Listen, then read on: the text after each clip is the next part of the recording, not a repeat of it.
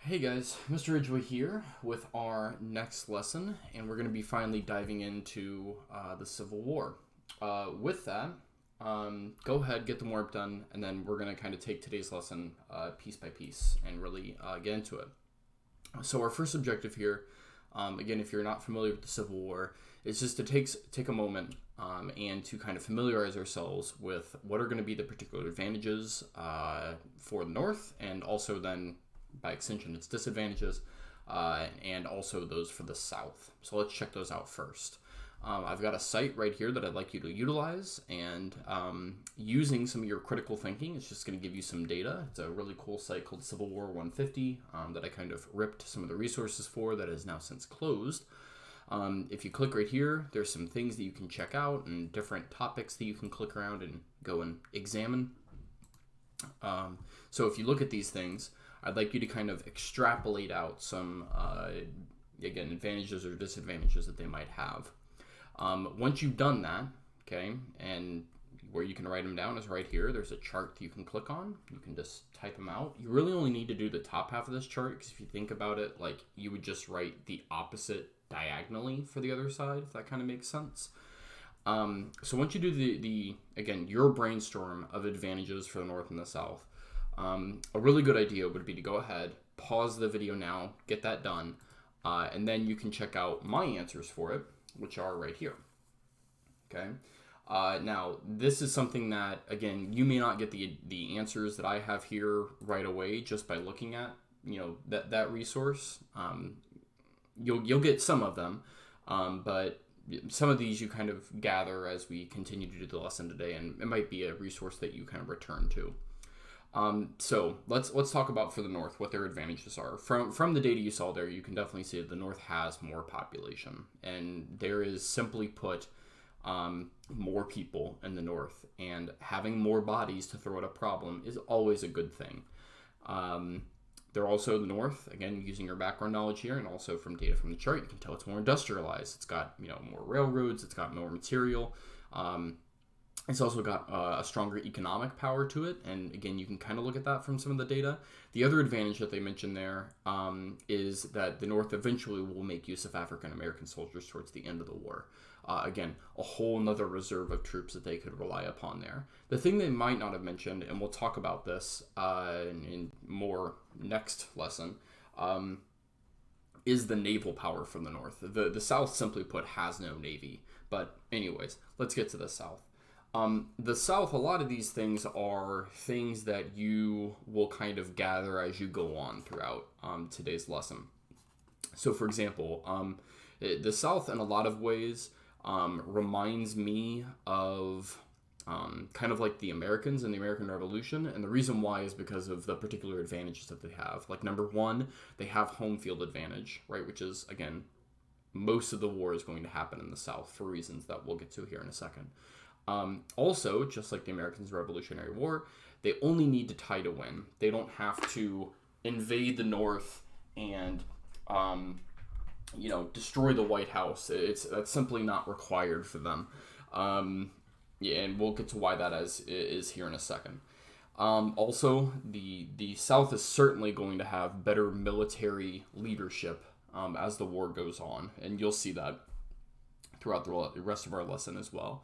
The other thing about the South is that they generally agree on why they're fighting the war, which is they just want to expand slavery and break away from the Union. Now, for the North, the causes for them fighting, and we'll get to these more here in a second when we look at the war itself, the rationale is a little bit more complicated, and it changes over time. So for the South, we can generally say they had a more unified cause for fighting, which makes it easier for them. All right, so speaking of the causes of the Civil War, let's talk about these 6+1 causes. So normally I have students kind of walk around the room and do this. Obviously, we're digital right now.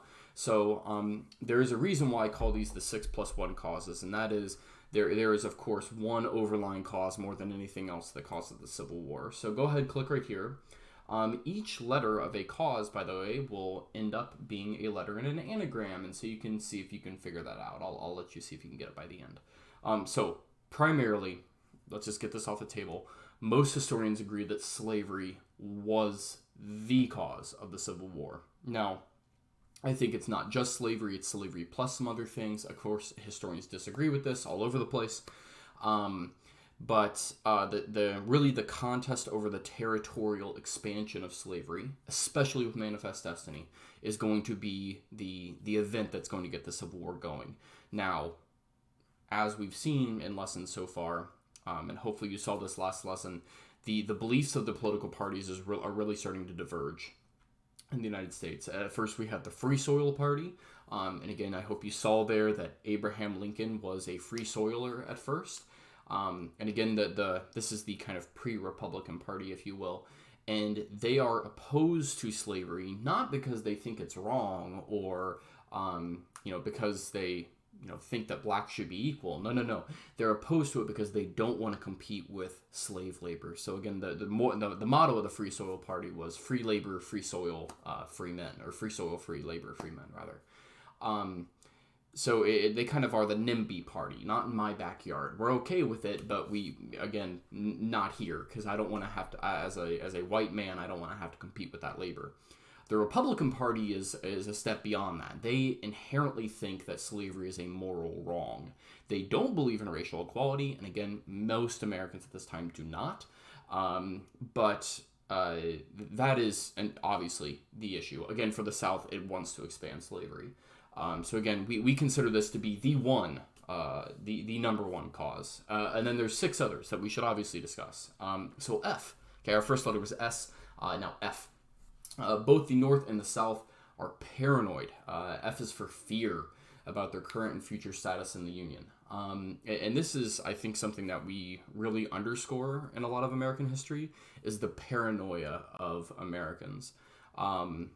We tend to be kind of for some reason, a paranoid kind of inclined people. In the Civil War, of course, we've seen paranoia all the way back to like the Papal Plot, when Americans thought the Pope was going to come take over. But here in the Civil War, the North is really, really scared that it's going to be this insidious slave power that's going to be manipulating everything, and they're going to steal the labor away from. They're going to eliminate free labor for white men. Again, that free soil idea coming in there. For slave owners, they think the North is just full of abolitionists, and which is not true. Of course, there were some, and they believe that their very way of life, quote unquote, is threatened. Of course, again, that way of life is built upon the backs of black slaves. But okay, T, tariffs. The South is upset by tariffs. Of course, we know that from all of our lessons so far. In the North, being a more manufacturing base, is in favor of them. So there's fights over tariffs. And again, we saw that with South Carolina and things like that, right? Industry versus agriculture. This just focuses on those different kind of economic structures directly. They're 2 different economies. There's even some historians that argue that the 2 different economies could always work with each other until the... basically, and there's a really interesting historian, he argues that the Mississippi River tied them both together until you get the Transcontinental Railroad, and then when that happened, it broke the nation literally in half. I don't know, maybe, not sure. Industry versus agriculture, different economies, perhaps, maybe. S, states' rights, and we've seen this all over the place. The idea of who's in charge? Is it states or is it the federal government? Again, the long battle over things like nullification, right? And then A, we cannot also forget that there were abolitionists, right? And again, increasing numbers of Northerners are starting to buy into the idea that slavery is wrong. Now, again, be careful here. It's not like they're like, oh yeah, blacks are also equal to whites. No. Very, very few Americans are actually proposing racial equality. They just believe that slavery is inherently wrong. But the last letter here, E, is the election of 1860. That is going to be the thing that is going to finally break the Union. And when Abraham Lincoln, a Republican, again, the Republican Party says that they believe slavery is a moral wrong, the South believes that they've lost control of the argument, and their only option at this point is to secede. Again, was that even legal? I don't know. All sorts of questions get brought up there, right? Of course, no surprise, the first state to secede is South Carolina. But we should have kind of seen that one coming, right? Anyways, so go ahead and pause it. I don't want to spoil the answer for you, but the first letter of each makes up an anagram, and the anagram is fiestas. So there you go, because the Civil War is going to be quite the fiesta. With that, let's talk about what then the goals of the Civil War are going to be for the North and South. Okay, we'll do our mini lesson on this. If you can understand what the goals are, then things start to make a little bit more sense when we start to actually look at some of the battles and things like that later in this block. Let's talk about what is victory. Okay, there's this question, like what does it actually mean to win? For the North, let's talk about what their goal is. The beginning goal, rather, we should maybe phrase this, is that it wants to preserve the Union. Okay, at all costs. That is its ultimate goal, no matter what. And again, if you hear like the Union side in the Civil War, that's referring to the North. In 1864, though, the goal of the North is going to get a little add-on, and that is to end the practice of slavery. And we'll talk about how that happens through the Emancipation Proclamation, a few other things. Now, if you think about this, okay, what will it take then for the North to win? If winning means you save the Union and you also end slavery, if you're going to do those things, number one, you have to beat the South, right? Like that's an option. But if you're going to actually end the system of slavery, that means you have to systemically root it out. You have to go to the South and you have to crush them until they do not resist anymore. So you cannot, getting to the point, bottom line here, you cannot tie. That is not an option. You have to beat them until they are done. And that is a very, very large burden, but one, again, that the North ultimately will prove to be successful in doing.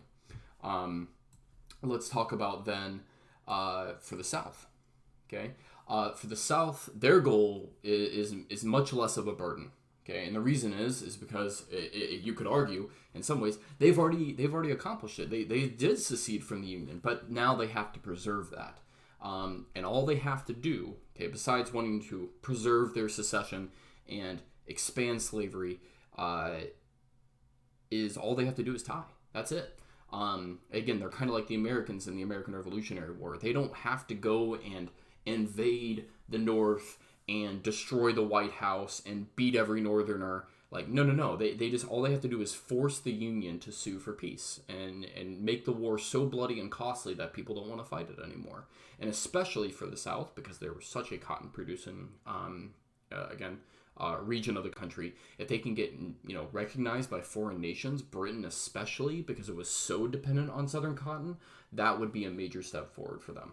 So that's what victory is going to look like for the two different sides. And that's going to bring us then to actually checking out some of the broad events of the war, okay, early on. Now, I don't want you to obsess over like each individual event. That's not really a focus for us here. If you want to take an entire class on the Civil War in college, you can do that. It's wonderful, in my personal opinion. But for our purposes here, all I would like you to do is just kind of get a good, sense of the gist of the war. And so right here, I've attached two different videos. People have let me know that there's a bit of an age restriction thing for some reason on this video. So you try both boxes up here. If one does not work, what I recommend is that you take like the YouTube URL and you paste it into another browser, Safari, Chrome, Firefox, what have you. You can try it in incognito mode, for example, and see if that works. I'm not sure why this has an age restriction on it. There's nothing inappropriate, language or, things like that. But it's an amazing animated map is what it is. All you need to do is watch the video until the end of the year of 1863. So right when it hits 1864, you can stop. Okay. Once you watch up to 1864 or to the end of 1863, just click the little white box there and complete a reflection. There's some questions there. I think there's 10 of them, but they go randomly. So I would, definitely check out the questions first before you start the video. Okay. Once you do that, you are done with our lesson, and that's it for our first half of the Civil War. So I will see you guys in the next lesson where we finish the second half of the Civil War, and I'll see you guys next time. Bye-bye.